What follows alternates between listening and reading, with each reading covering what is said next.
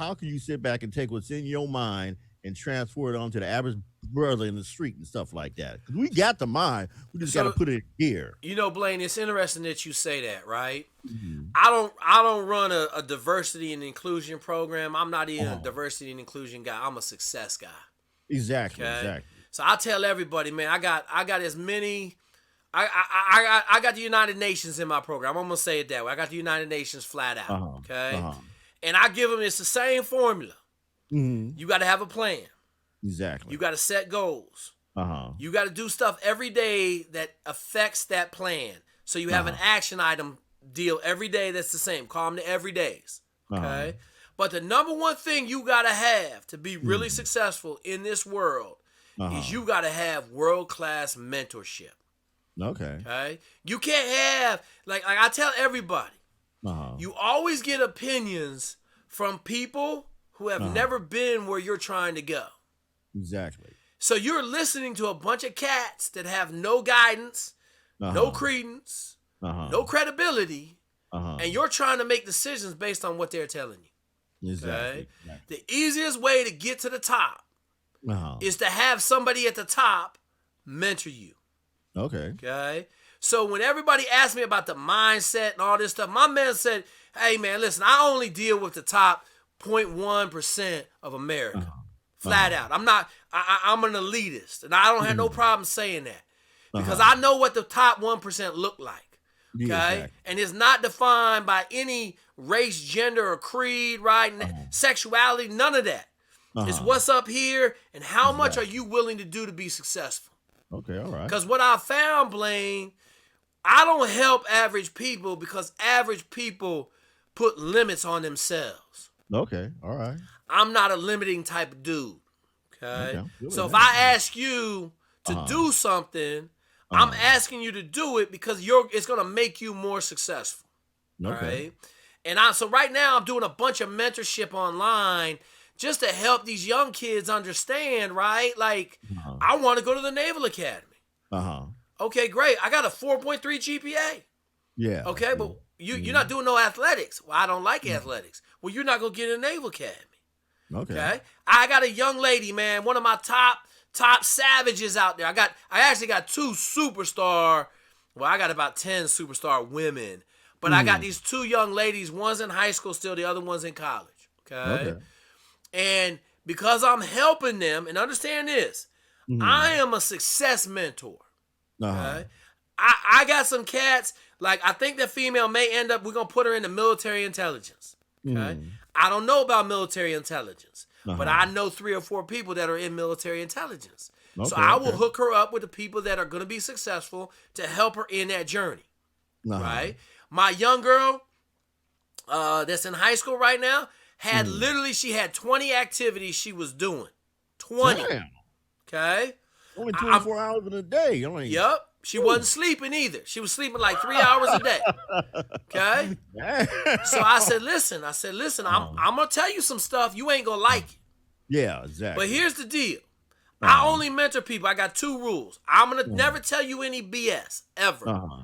Uh-huh. If I tell you to do something, you're doing it. Uh-huh. Okay. And then the second rule is you're not ever gonna tell me no. Okay. Okay. I'm never gonna ask you to do something that's not gonna push your agenda down the road. Uh-huh. And then you're never gonna tell me no, I'm not gonna do that.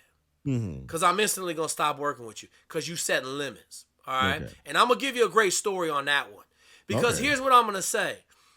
A lot of the people in the communities, and I'm going to say this, it is a Uh-huh. socioeconomic issue. It is not a Okay. race or gender issue. Okay. Okay. And if you look at it, the number one reason that somebody can't come out of the barrio, the hood, the country farm on Iowa where he ain't got a pot to piss in, he heating Yeah. his house with wood heat, okay? Mhm. He don't understand the how. Mhm. And once you give them the how, then they can take off to the Exactly. sky, They can do right? their thing. Uh-huh. So I'm gonna give you this story, okay? So my young lady, Mhm. first thing I tell her is, listen, you can't play travel volleyball this year. Mhm. Jake, we paid $1,500 for travel volleyball. I said, Naval Academy education is $300,000. Damn. Okay? Do the math. Yeah. Try to buck me a little bit. I said, listen, man, this is how this works.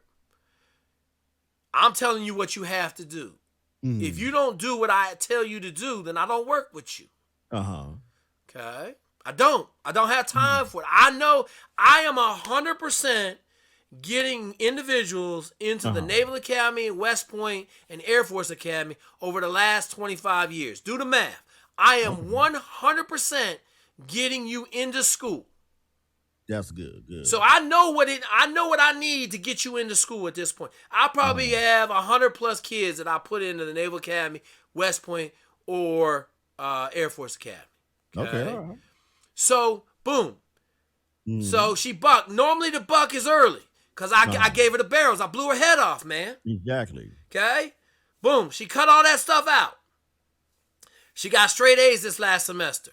She doing a couple other things I needed her to do. She doing everything I asked her to do. We'll have no problem getting her into the Naval Academy. And of them 20 things she was doing, we cut it down to 4. Okay. Okay. And we gave her a bunch of other stuff she has to do to get in the Naval Academy. Like she wasn't running every day. She got to run every day now. Exactly. Okay. The next one I'm going to give you is a little bit more poignant. Okay. So I got like my success tree. Basically, if you name an industry in America, I got a guy in there killing it. I got my young dude took command of a nuclear submarine 2 Fridays ago. My other guy's running PIMCO, in charge of $300 trillion, trillion with a T. Okay, so I got a call. This is about 6 months ago. I got a call from a young individual, and he's in medical school, finishing up his last year in medical school. And he's like, Jake, I want you to mentor me. I said, hey, partner, like this thing, you just don't call me and ask for mentorship. Like, I got to make sure you're worthy. So he was kind of like, okay. I said, what's the problem? He said, man, I'm doing all this stuff. He wanted to start a biotech company. So he in the middle of medical school. Okay. He learned how to fly, got his private pilot's license. All right. Then he went and got scuba qualified and wreck dive qualified. He wasted a bunch of time. Okay, he want to be a neurosurgeon. Okay, because overachievers think that more is better. Yeah, exactly. All right. So I always got to cut off a bunch of shit, man. I got to cut off appendages off these cats. So boom, he talking to me. This is on a Sunday night. So he said, Jake, I applied for all these internships. I didn't get any offers. He trying to do a neurosurgery internship. I said, where you at? He's like, New York City. He's at NYU for medical school. One of the top medical schools in the country. Okay? I could already tell the kid is flat out brilliant. So he talking to me. I said, okay. I said, how did you contact these people? Well, I sent them emails. Oh, okay. Well, this is what we're going to do tomorrow. You're going to put a suit and tie on. You're going to write 2 letters, one to the doctor and one to his secretary. You got 6 people you hitting. He's like, yep. Okay. So boom. This is what we're going to do. We're going to go hand deliver all 6 of those letters. You're going to go into that doctor's office. You're going to know his secretary's name. You're going to ask her, ma'am, can I please speak to the doctor? She's 90% of the time is going to tell you no. You're going to leave a letter for her and a letter for the doctor. And then we walk through what's on the letter, right? Exactly. Give him my credentials. Tell him, hey, I'd love to do an internship with you. Here's my phone number. Please call me. I don't have an internship for this summer, and I'm going to be a neurosurgeon. Okay. Okay. Boom.